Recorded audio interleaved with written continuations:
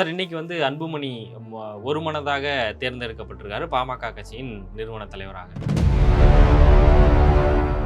இந்த மாதிரியான நிகழ்வுக்கு எதுக்காக ரொம்ப கேவலப்படுத்தி ஒரு வருஷமா டாக்டர் பண்ணது அத்தனையுங்க இந்த சமுதாயத்தை நான் வளர்க்குறேன்னு சொல்லி சமுதாயத்துக்கு எந்த விதங்கள்லாம் பாதிப்பு இருக்குமோ அத்தனையும் ஏற்படுத்தி விட்டு நீ பையன்கிட்ட கட்சி கொடுத்துட்டு போயிட்டாரு. நமக்கு கிடைச்ச ஒரு வாய்ப்பை தலித் எழுமலைக்கு மந்திரி ஆக்கி விட்டார் ராமதாஸ். உண்மையிலே ஒரு சமுதாயப்பட்டு இருந்தாங்க, அந்த வேலையை ஒரு பண்ணியிருப்பாரு. சார் இந்த ஜாதியை வச்சு தான் சார் உனக்கு கட்சி, மற்ற யாரும் உனக்கு ஓட்டு போடல. நல்லா கேட்டுங்க, பாட்டாளி மக்கள் கட்சி ஓட்டு போடுறவங்க வன்னியர்கள் தான் ஓட்டு போடுறான். இப்போ திருமாவளவன் பகிரங்கமாக நான் ஜாதின்னு பேசுகிறா போல. என் அன்புமணி பேச சொல்லுங்க, என் ஜாதிக்காக நான் பண்ணுவேன்னு சொல்லுங்க. நாங்கள் பவருக்கு வந்தாங்க ஒரு தலித் சமுதாயத்தை சார்ந்தவங்களுக்கு மட்டும்தான் ஃபர்ஸ்ட் ப்ரியாரிட்டி, அதுக்கப்புறம் தான் மற்றவங்களுக்கும் சொன்னார். அதே மாதிரி வாய்ப்பு கிடைச்சது, தலித் எழுமொழி ஆக்குனாரு. உண்மையிலே பெருமைப்படக்கூடிய விஷயம். ஆனால் அவங்க சமுதாயத்தை உனக்கோசமே கஷ்டப்படணும்னா நடுவில் விட்டு என்ன இருக்கும்? உலகத் தமிழர்கள் அனைவருக்கும் வணக்கம். அரசியல், வரலாறு, சினிமா செய்திகளை காண பாலிசி பல்ஸ் சேனலை சப்ஸ்கிரைப் செய்து ஆதரவு தாருங்கள். நன்றி. பாலிசி பல்ஸ் தமிழ் நேயர்களுக்கு வணக்கம். இன்றைக்கி நம்ம கூட பேசுகிறதுக்கு அகில பாரத சத்திரிய மகாசபையின் ஸ்டேட் பிரசிடென்ட் புருஷோத்தமன் சார் தான் இருக்காங்க. வாங்க பேசலாம். சார் வணக்கம். வணக்கம் சார். இன்றைக்கி வந்து அன்புமணி ஒருமனதாக தேர்ந்தெடுக்கப்பட்டிருக்காரு பாமக கட்சியின் நிறுவன தலைவராக. எப்படி சார் பார்க்குறீங்க? அப்பாவோட பிறந்த நாளில் பையன்கிட்ட கட்சியை கொடுத்துட்டாரு. சந்தோஷமான விஷயம்.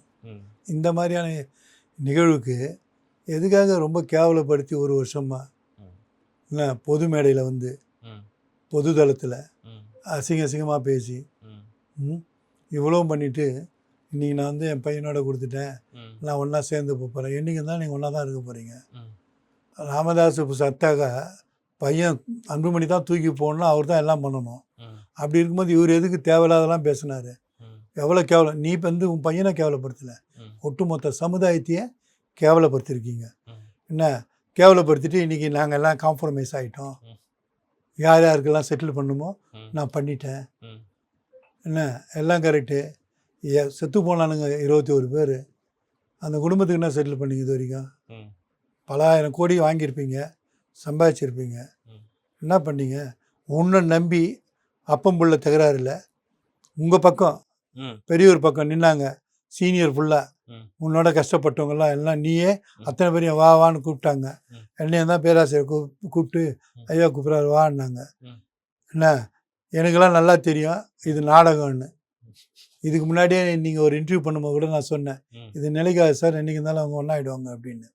இவங்க இந்த நாடகம் போட்டு எதுக்கு இந்த ஒரு பெருத்த சமுதாயத்தை ஏமாத்துறீங்க? அன்புமணி வந்து தெளிவானவர், தெளிவான அரசியல் பேசுகிறாரு, எல்லாமே கரெக்டு. இன்றைக்கி பார்த்தீங்கன்னாக்கா எல்லாம் எந்த இஷ்யூ எடுத்தாலும் அந்த இஷ்யூ வந்து ஃபஸ்ட்டு பாமக பேசும் அப்படின்னு சொல்லுவாங்க. அதெல்லாம் வரவேற்கிறோம். நீ வந்து சமூக நீதின்ற பேரில் நமக்கு கிடைச்ச ஒரு வாய்ப்பை தலித் எழுமலைக்கு மந்திரி ஆக்கி விட்டார் ராமதாஸ். உண்மையிலே ஒரு சமுதாயப்பட்டு இருந்திருந்தாக்க அந்த வேலையை அவர் பண்ணியிருப்பார். நீ தலித் எழுமலை கொடுத்த அந்த பதவி, அந்த சமுதாயம் உன்னை பற்றி அதெல்லாம் நினச்சி பார்த்துதா? எவ்வளோக்கு எவ்வளோ உன்னை கேவலப்படுத்த முடியுமோ அந்த அளவுக்கு பண்ணிக்கணும். திருமாவளவனுக்கு பல விதங்களில் உதவி பண்ணி திருமாவை வளர்த்து விட்டு ஊராக போய் அம்பேத்கருக்கு செலவழிச்சேன். அதே திருமாவளவன் எவ்வளோ அசிங்கப்படுத்த முடியுமோ அந்த சமுதாயத்தை அசிங்கப்படுத்திட்டு இருக்கான். இதுக்காக ஒரு சமுதாய தலைவரான இருந்த ஒரு திருமாவளவன் பண்ணுறதுக்காக அந்த சமூக மக்கள் வந்து ஐயா பெரியவரை வந்து நினைக்கலன்னு சொல்ல முடியாது. இன்னும் பெரியவரை நேசிக்கிறவங்க இருக்கிறாங்கல்ல சார். நீங்கள் வந்து கீழே இருக்கவங்க நேசிக்கிறது யாருக்கு சார் தெரியும்? கீழே இருக்கிற மக்கள் வந்து இப்போ அதே மாதிரி வன்னிய மக்களும் தலித் மக்களும் ஒன்றா தாங்கிறான் கிராமங்களில், ஒன்றும் பிரச்சனை இல்லாமலாம் இருக்கான். திடீர்னு பார்த்தாக்கா இவனை 2 பேர் கொடுக்குற ஸ்டேட்மெண்ட்டில் அவங்க பிரச்சனை ஆகுது. புரியுதுங்களா? நீ யாரை வளர்த்து விட்ற? ஒரு நல்லவனை வளர்த்து விட்டுருந்தீங்கன்னா பரவாயில்ல.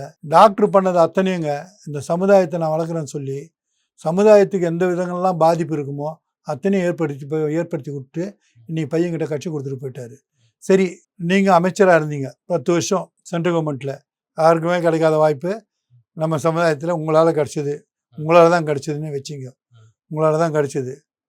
எவ்வளோ பேருக்கு அரசு பணி வாங்கி கொடுத்துருப்பீங்க? மூர்த்தியை ரயில்வே மினிஸ்டர் ஆகுனீங்க. ரயில்வேஸில் வந்து டைரக்ட் அப்பாயின்மெண்ட்டுன்னு ஒன்று இருக்குது. அந்த அப்பாயின்மெண்ட்ல மூர்த்தி எவ்வளவு பேரை போட்டாரு. வேலு வந்து அமைச்சராக்குனீங்க. Lalu Prasad Yadav railway minister. ஒரு லாலு பிரசாத் யாதவ் இன்னைக்கு சொல்றாங்களே நீட்ல வந்து கொஸ்டின் பேப்பர் வெளியே வந்துடுச்சு, அதனால வந்து பிரதான் வந்து பதவி விலகணும்னு சொன்னீங்களே. அன்னைக்கு லாலு பிரசாத் யாதவ் பீகார்ல அடிச்சு ரயில்வே ரெக்ரூட்மெண்ட் போர்டோட எக்ஸாம் பேப்பர் முழுக்க எல்லா இடத்துலையும் கொடுத்து எழுதுங்கடா எக்ஸாம்னு ஆல் இண்டியா ஃபுல்லாக இன்றைக்கி பீகாரிக்காரன் ரயில்வேல ஒர்க் பண்ணுறான். ஒரு லாலு பிரசாத் யாதவால் பண்ண முடிஞ்சது அவர் கீழே இந்த மினிஸ்டரில் ஒரு 10 பேருக்கு வேலை வாங்கி கொடுத்தான்னு சொல்லுங்கள். ஏன் ராமதாஸுக்கு இது தெரியாதா? ஐயா ராமதாஸ் இதை ஏன் கேட்டிருக்க வேண்டியது தானே? ஏண்டா நம்ம வந்து இதை வச்சு தான் நம்ம வந்து போயிருக்கிற, நம்ம ஜனங்களுக்கு என்ன பண்ணீங்கன்னு கேட்டார். சர்வே ஃபார் ஆர்காலஜிக்கல் டிபார்ட்மெண்ட்டோடைய சேர்மனாக எலெக்டட். அது பூத்தாயிலங்கொண்டு இருந்தார். பூத்தாயிலங்கொண்டு இருக்கும்போது அவர் எத்தனை பேருக்கு இந்த சர்வே ஆஃப் ஆர்காலஜிக்கல் டிபார்ட்மெண்ட்டில் ஒரு பிஎஸ்சி படித்த பசங்களை வேலை வாங்கி கொடுத்துருப்பாரு. சொல்லுங்கள், ஒருத்தருக்குமே நீங்கள் பண்ணலை. யாருக்காவது பண்ணன்னு சொல்லுங்கள். பண்ணியிருக்கிறோம், இத்தனை பேர் பண்ணியிருக்கான்னு. நீ போய் மற்றவங்களை போய் வெள்ளரிக்கை கேட்குறிய, அரசாங்கம் பண்ணலை அரசாங்கம் பண்ணு. நீயே அந்த அரசாங்கத்தை சார் என்எல்சியில் இருந்தீங்க, நெய்வேலி லிக்லின் கார்பரேஷனில் மினிஸ்டர் அந்த சண்முகம் என்எல்சியில் என்ன நம்ம மக்களோட இடங்கள்லாம் எடுக்கிறாங்கன்னு இன்றைக்கி டாக்டர் அன்புமணி வந்து போராட்டம் பண்ணுறாரு, நாங்கள் எடுக்க விட மாட்டேன்றாரு. அன்றைக்கி மினிஸ்டராகவே இருந்தார். அப்போ நீங்கள் என்ன பண்ணீங்க? அன்றைக்கி பாதிக்கப்பட்ட மக்களுக்கு என்ன பெருசாக சாதிச்சு கொடுத்தீங்க? தன்னையும் தான் குடும்பத்தையும் வளப்படுத்தினீங்களே கண்டி இந்த ஜாதிக்காகவும். சார் நான் வந்து இப்போ நீங்கள் ஃபார் எக்ஸாம்பிள் சார் டாக்டர் இருக்கார்ல அன்புமணி, இப்போ திருமாவளவன் பகிரங்கமாக நான் ஜாதின்னு பேசுகிறா போல. அன்புமணி பேச சொல்லுங்க, என் ஜாதிக்காக நான் பண்ணுவேன்னு சொல்லுங்க சார். இந்த ஜாதியை வச்சு தான் சார் உனக்கு கட்சி, மற்ற யாரும் உனக்கு ஓட்டு போடல. நல்லா கேட்டுங்க, பாட்டாளி மக்கள் கட்சி ஓட்டு போடுறவங்க ஃபுல்லாக வன்னியர்கள் தான் ஓட்டு போடுறான். ஆனால் இப்போ பாட்டாளி மக்கள் கட்சி பொதுமக்களுக்கான கட்சி தானே? பொதுமக்களுக்கான கட்சி உண்மை. ஆனால் ஓட்டு போடுறது யாரு? பொதுமக்கள் யாரும் ஓட்டு போடுறது கிடையாது. அந்த மக்கள் தான் உனக்கு ஓட்டு போடுறாங்க சார். இந்த தேர்தலில் பார்த்தீங்கன்னாக்கா ஒட்டுமொத்த விஜய்க்கு ஓட்டு விழுந்தது இல்லைங்களா? வட தமிழ்நாடு பகுதியில் பர்டிகுலராக நம்ம திருவள்ளூர் மாவட்டத்தில் 100% வெற்றி. தலித் மக்கள் அத்தனை பேரும் விஜய்க்கு ஓட்டு போட்டாங்க. காரணம் என்னன்னாக்கா அவர் ஒரு கிறிஸ்துவராக கன்வர்ஷன் ஆன அத்தனை சமுதாயமும் விஜய்க்கு அப்படியே 100% ஓட்டு போட்டிருக்காங்க. என்ன அதில் வந்து மற்ற ஜாதி கூட இருந்திருக்கலாம், ஆனால் வட தமிழ்நாட்டுக்குள்ளார வர முடியல. இங்கே வந்து பார்த்தீங்கன்னாக்கா பாமக கூட்டணி ஏடிஎம்கேவும் திமுகவில் சில வன்னியர்களும் தான் ஜெயிச்சிருக்காங்க. காரணம் இந்த மக்கள் தெளிவாக தான் உங்களுக்கு ஓட்டு போட்டிருக்காங்க. சார் நான் ஒன்றுக்காக சார், நீ எல்லாருக்குமான கட்சி, நீ போய் சவுத் சீட் வாங்கினீங்களா? நிற்க வேண்டியதானே சார்? இந்த மக்கள் இருக்கக்கூடிய பகுதி தானே வர, நம்ம மக்களோட ஓட்டு வாங்கணும் தானே வர. அப்போ இந்த மக்களுக்கோசம் என்ன பண்ணுறீங்க சார்? எனக்கு தெரிஞ்சு அரசியலில் படையாச்சாரி இவங்களோடலாம் நமக்கு அவங்க காலங்களில் நம்ம கிடையாதுனாக்கா நான் பிறந்து கூட இல்லை. அந்த பீரியட்லேயே சொந்த ஜாதியை சொல்லி தான் அவங்க அரசியல் பண்ணாங்க. எனக்கு தெரிஞ்ச பிறகு காங்கிரஸில் படையாச்சாரி, வீரபாண்டிய ஆறுமுகம், மதுராந்தகம் ஆறுமுகம், இவங்கெல்லாம் வந்து தன்னுடைய ஜாதி இந்த ஜாதின்னு சொல்லி பகிரங்கமாக எலெக்ஷனில் கண்டெஸ்ட் பண்ணாங்க. அந்த மக்களுக்காக அவங்க இருந்தாங்க. அதனால தான் திமுக மாபெரும் வெற்றி. இப்போ ஸ்டாலினுக்கு பிறகு எடுத்துக்கிட்டீங்கன்னாக்கா திமுகவில் இருக்கக்கூடிய வன்னியர்கள் ஒருத்தவங்க கூட ஜாதியை பற்றி பேசுறது கிடையாது. நிற்கிறது மட்டும் அந்த மக்களோட ஓட்டு வாங்குறதுக்கு அந்த கோட்டாவில் நிற்கிறான். இதே அதிமுகவில் நடக்குது. கடைசியாக நின்னவன் அந்த சிவி சண்முகத்தை எடப்பாடி காலி பண்ணிட்டாரு. இந்த ஜாதிக்கு இதுன்னு ரொம்ப தீவிரமாக போகிறான்றதுனால. அன்புமணியும் டாக்டரும் எந்த இடத்துலையாவது இந்த மக்களுக்காக நான் இருக்குன்னு சொல்லியிருக்காங்களா? உங்களோட சார் நேரடியாக இருக்கேன் சார் சொல்லியிருக்காங்க, பகிரங்கமாக சொல்கிறாங்களா? நான் இந்த மக்களுக்கோசம் தான் இருக்கேன், இந்த மக்களோட நன்மைக்கோசம் தான் நான் செயல்படுறேன்னு சொன்னாங்களா? சரி, அந்த மாதிரி சொல்லியிருந்தாக்கா நீ பவரில் வந்தல்ல, ஹெல்த் மினிஸ்டர் இருந்த, எத்தனை பேருக்கு என்ன பண்ணி கொடுத்துருக்க? நீங்கள் மத்திய அரசில் பவர்ஃபுல்லாக இருந்தார் சார், எத்தனையோ விஷயங்கள் பண்ணிடலாம், அப்பாயின்மெண்ட் வாங்கி கொடுத்துருக்கலாம். இன்றைக்கி இவங்க சொல்கிறாங்க இல்லைங்களா, திருமாவளவன் பண்ணல. ஆனால் தலித் ஃபெடரேஷன் இருக்காங்க தெரியுங்களா, ஆல் இண்டியா ஃபுல்லாக அந்த ஃபெடரேஷன் ரொம்ப ஸ்ட்ராங்கு. அவங்க பார்த்தீங்கன்னாக்கா அந்த மக்களுக்கான எல்லா விஷயமும் பண்ணுறாங்க. டிரான்ஸ்ஃபர்லேருந்து போஸ்டிங்லேருந்து அத்தனையும். கன்சிராமன் இருந்தார் தெரியுங்களா, அவர் ஒரு அமைப்பு வச்சுருந்தார். கன்சிராம் வந்து தலித் கிடையாது, அவர் ஓபிசி. அந்த ஓபிசி அமைப்புக்குள்ளார கவர்மெண்ட் எம்ப்ளாயிஸை ஃபுல்லாக இருந்த அமைப்புக்குள்ளார வச்சுக்கின்னு எவ்வளோ அவர் கன்சிராம் வந்து நேரடியாக வந்து எம்பியாவோ எதுவுமாவே கிடையாது. அவர் வந்து ஒரு தலைவராக மட்டும்தான் இருந்தார். ஆனால் அவர் கீழே இருந்த அத்தனை பேரும் பொறுப்பில் இருந்த கவர்மெண்ட் எம்ப்ளாயிஸ் ஃபுல்லாக எல்லா விதமான உதவிகளும் பண்ணாங்க. அந்த நேரத்தில் பாமகவுக்கும் ஒரு உதவிகரமாக இருந்தார். யார்? கன்சிராம். ஏன் உன்னால் இருக்க முடியல சார்? டாக்டர் எந்த இடத்துலனா இந்த மக்களுக்காக நான் போராட்டம் பண்ணார். ஒரே ஒரு போராட்டம் சாலை மறியல். அதில் இழந்தவங்க ஃபுல்லாக நிறைய பேர். இழந்தவங்க குடும்பங்களுக்கு ஏதாவது பண்ணியிருக்கேன் நீ? செத்தவனை விட்டுடுங்க சார், உயிரோடு இருக்கிறான் ஒரு 30-40 பேர் இருக்கிறான், பிச்சை எடுத்துன்னு இருக்கிறான், அவனுக்கு எதுனா பண்ணீங்களா நீங்கள்? எங்களை மாதிரியால விட்டுருங்க சார். நான் கொடுத்தா சர்வீஸ் வந்து ரிட்டையர்ட் ஆகினா எனக்கு 60,000 மாதமான பென்ஷன். என் பேட்ச் மேட் ஃபுல்லாக பென்ஷன் வாங்கலாம். ஏன்னா எனக்கு ஒன்றும் பென்ஷன் கிடையாது. ஏன்னா டிஸ்மிஸ் அப்புறம் சர்வீஸு. இதே தான் தீரன் கொண்டாந்தது. அவரும் டிஸ்மிஸ் அப்புறம் சர்வீஸு. அவர் ரிமூவ் இருந்தால் கூட அவருக்கு பென்ஷன் வந்திருக்கும். அவருக்கு பென்ஷனே கிடையாது, கவர்மெண்ட் பென்ஷனே கிடையாது வாத்தியாராக இருந்து. இந்த மாதிரி எங்களை மாதிரி இழந்தவனுங்க எவ்வளோ பேர் இருக்கானுங்க. இப்போ மிச்சம் கொஞ்சம் பேர் இருப்பான், ஒரு 30-40 பேர் இருப்பான். அந்த 40 பேர் என்னை விட்டுடுங்க சார், மற்றவங்க ஒரு 40 பேர் இருப்பான். இன்னைக்கு உன்னை வந்து பார்க்குறானுங்க, இவரே அன்புமணி கொடுத்தா சொல்கிறேன். இப்போ இந்த தேர்தலில் வந்து ஒன்றுமே வாங்காமல் வெறும் கட்சி கோசம் தியாகம் பண்ணிட்டு கூட்டணி வச்சிருக்காரு. சொல்லுங்க, எல்லாம் பெனிஃபிட் தானே சார். நாம எல்லா கட்சியிலுமே கூட்டணியில இருக்கவங்கள அவங்க பார்த்துப்பாங்கல்ல சார், அது எப்படி நம்ம சொல்லணும் சார்? ஒரு விஷயம் சார், திமுகவில் அதிமுகவில் அந்த கட்சிக்காரனுக்கு கீழே இருக்கானுங்க தெரியுமா, அடிமட்ட தொண்டர்களுக்கு, அவங்களுக்கு ஏதாவது பெனிஃபிட் வரா மாதிரி அந்த கட்சி பண்ணுது. சேர்மன் போக கொடுக்குது, கவுன்சிலர் சீட்டு கொடுக்குது. அவன் ஒரு அப்பாயின்மெண்ட்னு வந்தாக்கா அந்த மாவட்ட செயலாளர்களே அதை பூர்த்தி பண்ணிடுறான். அந்தந்த மந்திரிங்க பண்ணிடுறானுங்க. என்ன நீங்கள் யாருக்கு பண்ணியிருக்கிறீங்க அதை தான் நான் கேட்குறேன். உங்களது எம்எல்ஏ இப்போ 4 பேர் இருக்கிறான், உன் தொகுதிக்குள்ளார நீ என்ன பண்ணுவ சார்? ஒவ்வொரு முறையும் கூட்டணி போகிறோம் சார். அந்த கூட்டணியில் நடக்கக்கூடிய அடுத்து உடனே வரக்கூடிய பஞ்சாயத்து போர்டு எலெக்ஷனில், உள்ளாட்சித்துறை தேர்தலில் நீ யாரோடனா கூட்டணி இருந்திருக்கியா? நீ நல்ல ஆளாக இருந்தாக்கா என்ன பண்ணிடணும், கூட்டணி இருந்து நமக்கான ஒரு பங்களிப்பு வாங்கி, நமக்காக கஷ்டப்பட்டவங்க ஒரு 10 பேர் கவுன்சிலர் ஆகட்டும், 10 பேர் சேர்மன் ஆகட்டும், என்ன ஒரு மேயர் ஆகட்டும், அந்த மாதிரி நீ கொடுக்கலாம்ல. யாரும் கொடுத்துருக்குற? யாருக்குமே நீ பண்ணதில்லை. எனக்கு தெரிஞ்ச இந்த கூட்டணியில் ஒரே ஒருத்தர் தான் வந்தான், ஜெயராமன் ஒருத்தர், இப்போ இருக்கா போல. அவன் மட்டும்தான் இந்த சேர்மன் ஆனான். எங்கனாக்கா மயிலாப்பூர் டிவிஷனில் மயிலாப்பூர் சேர்மன் ஆகினாங்க. கார்பரேஷன் சேகர் சேர்மன் ஆனார். அப்போதான் அந்த பீரியடில். என்ன அதுக்கப்புறம் சார், அதுக்கப்புறம் சேகர்லாம் இப்போ வந்தவங்க சார். நான் அவன்லாம் பணம் வச்சிருந்தான். சேகர்லாம் சும்மா சீட்டு கொடுக்கல சார், பணம் வாங்கின சீட்டு கொடுத்துருக்காங்க சார். அதிமுகவில் ஜெயலலிதா நிறைய பேர் சீட்டு கொடுத்துருக்காங்க. பணம் வாங்கின சீட்டு கொடுத்தாங்களா ஜெயலலிதா? யாருக்கிட்டாது ஜெயலலிதா பணம் வாங்கி சீட்டு கொடுத்துருக்காங்களா? எம்ஜிஆர் பணம் வாங்கி சீட்டு கொடுத்துருக்காரு.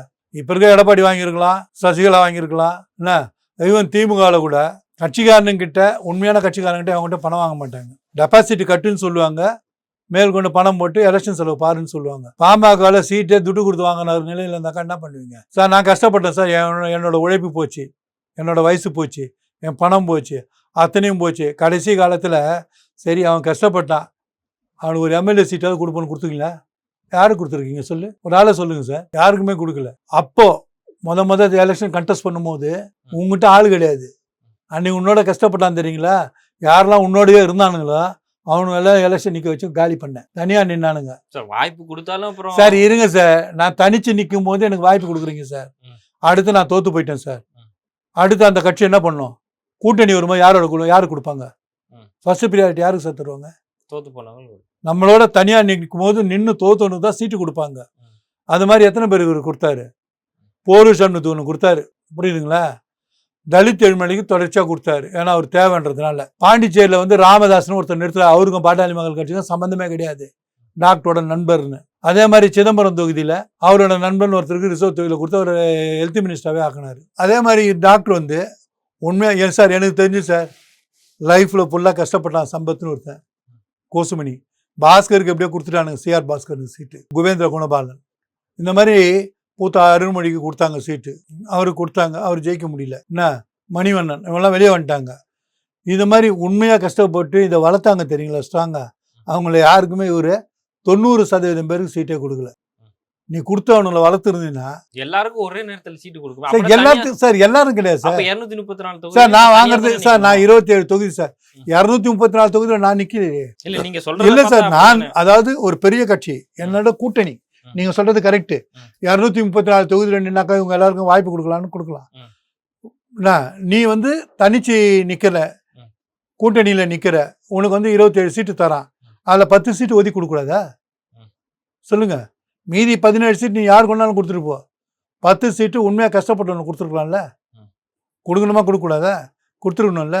எம்பியில் கொடுக்குறியா? கொடுக்குறது கிடையாது சார். நீங்கள் வேணும்னாக்கா எடுத்து செக் பண்ணுங்க. என்ன எல்லாமே இன்னைக்கு வந்து டேட்டா இருக்குது, போனீங்கன்னாக்கா விரல் நுனியில் உலகம். என்ன எவன்லாம் முதல் கஷ்டப்பட்டான் அந்த வேணும்னாக்கா உங்களுக்கு எல்லாமே லிஸ்ட் அவுட் பண்ணி கூட நான் உங்களுக்கு அமுச்சு விட்றோம். இவர் யாருக்கெல்லாம் சீட்டு கொடுத்தாரு, பிறகு கூட்டணி வரும்போது யாருக்கெல்லாம் சீட்டு கொடுத்தாருன்றதை முழுமையாக நாங்கள் அமுச்சு வைக்கிறோம் பாருங்கள். சரி, சரி, இப்போ இந்த கட்சி, இந்த பாமக கட்சி வந்து இப்போ அன்புமணி அவர் கைக்கு போயிருக்கு. பெரியவர் ஒரு சில பேருக்கு பொறுப்பு குடுத்திருந்தாங்க. இப்ப அவங்களோட நிலைமை என்ன? அன்புமணி அவர்கள் திருப்பி அவங்களையுமே சேர்த்துப்பாங்களா? அவங்களாம் சேர்க்க மாட்டார் சார். ம். அவரை சுற்றி யாரெல்லாம் இருந்தாங்களோ ம். அவங்களுக்கு தான் கொடுப்பாரு. அவர் நல்லா நடத்தட்டும், திறன்பட நடத்தட்டும். இன்னொன்று சார், இந்த மக்களை நீ அரவணைக்காத வரைக்கும் என்ன நீலாம் தலையெடுக்க முடியாது யாராக இருந்தாலும். உங்கள் அரவணைச்சு அப்பாவோட தானே சார் இருக்காங்க. இப்போ சார் பட்டியல் சமூகம் இல்லாத பாட்டாளி மக்கள் கட்சின்னு மேடையில பேசியிருக்காங்களா சார்? எங்கே பேசியிருக்காங்க? மருத்துவர் பேசியிருக்காருல்ல முன்னாடி, எப்போ பேசினாரு? ஆரம்ப காலத்துல. என்னைக்குமே பேசல. நீங்கள் ஒன்றா எடுத்து அவரோட ரெக்கார்டை பாருங்கள். ம். இது அனைவருக்குமான கட்சி. என்ன அந்த கட்சியோட பைலாவே தலைவர் வந்து வன்னியர் இருப்பாங்க, பொதுச் செயலாளர் எல்லா காலகட்டத்திலையும் ஒரு தலித் தான் இருப்பார், பொருளாளராக ஒரு இஸ்லாமியர் இருப்பார். அந்த மாதிரி அனைத்து சமுதாயங்களுக்கான ஒரு கட்சி. நாங்கள் முத பவருக்கு வந்தாக ஒரு தலித் சமுதாயத்தை சார்ந்தவங்களுக்கு மட்டும்தான் ம். ஃபஸ்ட்டு ப்ரியாரிட்டி, அதுக்கப்புறம் தான் மற்றவங்களுக்குன்னு சொன்னார். அதே மாதிரி வாய்ப்பு கிடைச்சிது, தலித் எம்எல்ஏ ஆக்குனார். உண்மையிலே பெருமைப்படக்கூடிய விஷயம். ஆனால் உன் சமுதாயத்தை உனக்கோசமாக கஷ்டப்படணும்னா நடுவில் விட்டு என்ன அர்த்தம்? அதே பீரியடில் தான் பூத்தாளவனும் ஜெயிச்சிருக்கிறான். அப்போ பூத்தாளவனுக்கு ஏன் மந்திரி கொடுக்கல சார்? அவன் குண்டாஸ் போயிருந்தா போல் பூத்தாளவனை தூக்கி என்எஸ்ஏல உள்ளே போட்டு வச்சுருந்தாங்க சார். ஒடுக்கப்பட்ட மக்களுக்கு முன்னுரிமை கொடுக்கணும்னு நீ கொடுத்துருப்பாங்க. யார்? நான் யார் சார்? நாங்களும் ஒடுக்கப்பட்ட மக்கள் தானே சார். Very simple sir. நம்ம அதாவது இப்போ தவறாலாம் சொல்லல, நிலைப்பாடை சொல்கிறேன். இது கொரோனா வந்து தெரியுங்களா? கொரோனா பீரியடில் அதிகம் பாதிக்கப்பட்ட மக்கள் தமிழ்நாட்டில் யார்? நான் வன்னியரை மட்டும் சொல்ல வரல. அதிகம் பாதிக்கப்பட்ட மக்கள் யார்? அரசு ஊழியர் அல்லாதவர் தான் பாதிக்கப்பட்டாங்க. தினக்கூலிகள் பாதிக்கப்பட்டாங்க. தலித்துகளில் 75% அரசு ஊழியர்கள். அவங்க யாருமே பாதிக்கப்படலை. இது பொறாமையில் சொல்ல, நடந்த நிதர்சனமான உண்மை. நீங்கள் வேணால் போய் செக் பண்ணி பார்த்துங்க. அப்போ அவங்களுக்கான வாய்ப்பை ஏதோ ஒரு விதத்தில் அரசாங்கம் அவங்களுக்கு காவந்து பண்ணாங்கல்ல. அரசு ஊழியர்களை யாரெல்லாம் நீங்கள் அப்பாயின்மெண்ட் ஆன, ஃபார் எக்ஸாம்பிள் சசிகலா, அவங்க பீரியடில் அவங்களால முடிஞ்சது அவங்க சமுதாயத்துக்கு இருக்கிறவங்கள நிறைய பேர் அரசு ஊழியர்கள் ஆக்குனாங்க. நீ எவ்வளோ பேர் ஆக்கினா? நான் டாக்டரை கேட்குறேன். எங்களை மட்டும் விட்டுடுங்க. எங்களை மாதிரி எத்தனையோ சமுதாயம் இருக்கிறாங்கல்ல, இந்த மாதிரி நிலையில் இருக்கக்கூடிய எத்தனையோ ஜாதி இருக்குது. அவங்களாம் கூட என்ன பெனிஃபிட் ஆனாங்க? எத்தனை பேர் அரசு ஊழியர்கள் இருந்தாங்க? யாரெல்லாம் வாய்ப்பு அரசு அதிகாரத்தை போகிறாங்களோ, அந்த அதிகாரத்தில் இருக்கும்போது தன்னை சார்ந்த சமுதாயத்துக்கு எல்லாருமே பண்ணியிருக்கிறாங்க. உனக்கு அந்த வாய்ப்பு கிடைச்சது. அன்றைக்கு நீ ஒரு 10,000 பேரை ரயில்வேல ஆர்பிஎஃப், ஆர்பிஎஸ்எஃப், கேங்மேனு இந்த மாதிரியான போஸ்டிங்கில் போட்டிருந்தீங்கன்னா ஒவ்வொரு ஊருக்கு 10 பேருன்னு, அவன்லாம் நல்லா இருந்திருப்பான்ல? இருந்திருக்க மாட்டானா சார்? எனக்கு அந்த வாய்ப்பு கிடைச்சேன் சார். நான் ரயில்வே மினிஸ்டர் இருந்திருந்தேன்னா, அதிகாரம் இருக்குங்கிறதுக்காக எது வேணா செய்ய முடியாதுல்ல சார்? சார் அதிகாரம் வந்து அதாவது அதிகாரம் இருக்கிறதுக்கோசம் எல்லாமே செய்ய முடியாது. அதாவது அதிகாரத்துக்கு உட்பட்டு சில விஷயங்கள் நம்ம பண்ண முடியும்ல. பண்ணலாமா, பண்ணக்கூடாதா? எனக்கு ஒரு வாய்ப்பு கிடைக்கும் சார். நானே இப்போ ரயில்வே மந்திரியாக இருந்திருந்தேன்னு வச்சுங்க, மூர்த்தி இடத்துல நான் இருந்திருந்தேன்னா நான் என்ன பண்ணியிருப்பேன்னு நினைக்கிறீங்க சார்? ஆர்பிஎஃப், ஆர்பிஎஸ்எஃப் இது வந்து டைரக்ட் அப்பாயின்மெண்ட்டு. உனக்கு வந்து ஃபிட்னஸ் தான். அதே மாதிரி சென்ட்ரல் ஆர்ம்டு ஃபோர்ஸஸ் இருக்கு இல்லையா? Any armed forces, army, defence. நீங்கள் நார்த் ஆர்கா டிஸ்ட்ரிக்ட்லேயும் தேனி மாவட்டம், அதே மாதிரி ராம்நாத் டிஸ்ட்ரிக்டில் பார்த்தீங்கன்னா நிறைய பேர் டிஃபென்ஸில் இருப்பாங்க. பார்த்துக்கிறீங்களா? அவங்க எப்படி போகிறாங்க? அந்த ஊரில் இருக்கிறவங்க சர்வீஸ் பண்ணுறான், வாய்ப்பு வரும்போது அவன் என்ன பண்ணுறான்? அவனை கூட்டியுமே சேர்த்து விட்றான். ஒரு தனி நபர் ஒரு ஊரில் இருக்கிற பல பேர் எட்டு போய் சேர்க்குறான். அதுக்காக அவங்க ஃபிட்னஸ் சென்டரே வச்சு பண்ணுறாங்க. நீங்கள் கேள்விப்பட்டிருக்கலாம், நடக்குது. ஃபிட்னஸ் சென்டரே பசங்களை வச்சுருக்க. நீ உனக்கு வந்த வாய்ப்பு கிடச்சிருக்குது, நீ தான் டைரெக்டாக அப்பாயின்மெண்ட் போடுன்னு சொன்னாக்கா டிஐஜி போட போகிறான். எனக்கு தேவை ஐடி, வெயிட்டி, செஸ்ட்டு, நான் மெடிக்கல் ஃபிட்னஸ்ஸு, எஜுகேஷன், பேசிக் எஜுகேஷன், இந்த 5 இருந்தாக்கா இமிடியேட் அப்பாயின்மெண்ட்டு. சார் நான் சர்வீஸில் இருந்ததுனால சொல்ல வரேன். இது இமிடியேட் அப்பாயின்மெண்ட்டு. இது வந்து நோ எக்ஸாமினேஷன் எதுவுமே கிடையாது. இது வந்து டைரக்ட் அப்பாயின்மெண்ட்டு. இந்தியா ஃபுல்லாக லாலு பிரசாத் யாதவ் என்ன பண்ணார்? அரசு, அதாவது அவன்கிட்ட பணத்தை வாங்கிட்டு போட்டார். அவர் சும்மா பண்ணல, அது விட்டுடுங்க. அதில் தான் மாட்டினார். அவரை மாட்டி விட்டவர் ராகுல் காந்தி தான். அன்னைக்கு விழுந்தவர் தான் இன்னும் எழுந்துக்கவே இல்லை அவர் கரப்ஷனில். லாலு பிரசாத் யாதவால் பண்ண முடியுது ஒரு பீகாரில் இருக்க மொத்த பேருக்குன்னா, ஏன் டாக்டர் ராமதாஸால் பண்ணியிருக்க முடியாது? சார் டாக்டர்கிட்ட நான் போய் கேட்குறேன், சார் என்னோட ரிமோட் டிஸ்மிஸல் ஃப்ரம் சர்வீஸ், இன்னும் என்னோட நண்பர்கள்லாம் இருக்காங்க, நான் போய் யாருக்கிட்டையும் உதவி கேட்க மாட்டேன், இது உங்களுக்கு தெரியாதான்னு கேட்டார். அப்புறம் எதுக்கு இவங்கெல்லாம் ஜாதி சங்கம் வச்சு நடத்துகிறாங்க? இந்த அமைப்பு எதுக்கு சார்? ஜாதி சங்கம் மட்டும் கிடையாது, எந்த ஒரு அமைப்பும் எந்த ஒரு கட்சியும் தன்னை சார்ந்து இருக்கவங்களுக்கு ஒரு உதவி பண்ணலனாக்கா அந்த அமைப்பே இருக்கக்கூடாதுன்னு சொல்ல வரேன். அன்புமணி வந்திருக்காரு, அன்புமணிக்கிட்ட இப்போ மொத்தத்தையும் ஒப்படைச்சிட்டாரு. அன்புமணி வந்து இனிமேல் பார்ப்பாரு. ஆனால் அன்புமணி வந்து என்ன சொல்கிறது, நீங்கள் ஆதரிப்பீங்களா சார்? சார் நான் என்றைக்குமே இல்ல சத்திரிய மகாசபை இப்போ இருக்க பாமக தலைமையை ஆதரிக்குமா? ஆதரிக்கன்னா சூழ்நிலையில் கேட்பேன். இந்த மக்களுக்காக நீ இருந்தீனாக்கா நாங்கள் நிச்சயமாக ஆதரிப்போம். புரியுதுங்களா? அகில பாரத சத்திர மகாசபா முதல்ல நான் அன்புமணிகிட்ட பேசும்போதுல சொன்னோம். நீங்கள் அவர் என்ன சொல்கிறாருனாக்கா, நான் ஒரு சின்ன வட்டம் தமிழ்நாட்டில் இருக்கக்கூடிய வன்னியர்களுக்கு மட்டுமான சமுதாய அமைப்பு, அதனால இதில் எல்லாரையும் நீங்கள் கூப்பிட்டு வந்து பண்ணுங்க. ஆனால் அவர் யாரோடும் சேர அவர் விரும்பலை. அதாவது ஒட்டுமொத்த சத்திரர்களோட அவர் மிங்கிளாக விரும்பலை. ஆனால் நான் தமிழ்நாட்டில் இருக்கிறேன். நீ நிச்சயமாக இவருக்கு ஒரு வாய்ப்பு வருதுனாக்கா அந்த நேரத்தில் நாங்கள் முழுமையாக ஆதரிப்போம். ஆதரிக்காமலாம் போக மாட்டோம். முதல்ல நான் பிறந்த ஜாதி, என்னோட மொழி, இதெல்லாம் நான் ஆதரிக்கலைன்னா நான் மனுஷனே கிடையாது. நான் எந்த மொழி, என்னோட தாய்மொழி எதுவோ அது, நான் பிறந்த சமுதாயம், நான் பிறந்த மதம், என்ன இதுக்கெல்லாம் நான் ஆதரவு கொடுக்கலாம். அப்புறம் எதுக்கு இது? புரியுதுங்களா உங்களுக்கு? அதனால இவங்களுக்கு பண்ணுவோம், பண்ணாமலாம் இருக்க மாட்டோம். ஆனால் தேவைப்படுறவங்க தாங்க உபயோகப்படுத்திக்கணும். தேவையில்லாதவங்க பயன்படுத்திக்க கூடாது. இல்லை, சமுதாயம் தேவைன்னு நினைக்கிறவங்க அத்தனை பேரை அரவணைச்சு எடுத்துட்டு போகணும். நீ சமுதாயம்னு பேசு, நான் உன்னை ஆதரிக்கிறோம். நீ அனைத்து மக்களுக்கான கட்சியாக இரு, அதுக்கும் அதையும் நாங்கள் ஆதரிக்கிறோம். ஆனால் நீ எல்லாருக்குமா இல்லாமல் தனக்காகவும் தன்னை சார்ந்து இருக்கக்கூடிய குரூப்புக்காகவும் இருந்தாக்கா அந்த நேரத்தில் அப்போ சூழல்கள் எப்படி இருக்குதோ அதுக்கேற்ற மாதிரி தான் நம்ம போவோம். இன்னொரு விஷயம் சார் தெளிவாக சொல்கிறேன், தயவு செய்து அனைத்து கட்சியில் இருக்கக்கூடிய எம்எல்ஏ எம்பிஸ், ஜெயிச்சு வந்தவன் தோத்தவன் மந்திரியா இருந்தவன், ஜாதியை சொல்லி நீ ஜெயிச்சினாக்கா ஜாதி பண்ண முடிஞ்சா பண்ணு, இல்லைன்னா மானங்கட்ட வேலை செய்யாதீங்க. அடிமையா இருக்கணும்னா அவங்ககிட்ட அடிமையா இருந்துட்டு போ, ஜாதியை போய் விற்காதீங்க. புரியுதுங்களா? இது எல்லாருக்குமான விஷயம், தனிப்பட்ட ராமதாஸ் கிடையாது. ஒட்டுமொத்த எல்லா கம்யூனிட்டிலையும் அவங்கவுங்க சமுதாயத்தை பார்க்குறாங்கல்ல, அவங்க சமுதாயத்துக்கு சப்போர்ட் பண்ணுறாங்கல்ல. ஏன் நீங்கள் மட்டும் பண்ண மாட்டேன்றீங்க? திமுக இருக்கிற வன்னியர் பண்ண மாட்டான். ஆனால் எலெக்ஷனில் நிற்கும் போது மட்டும் என் ஜாதிக்காரன் ஓட்டு போடணுன்னு அந்த தொகுதியை பார்த்து வாங்குவான்.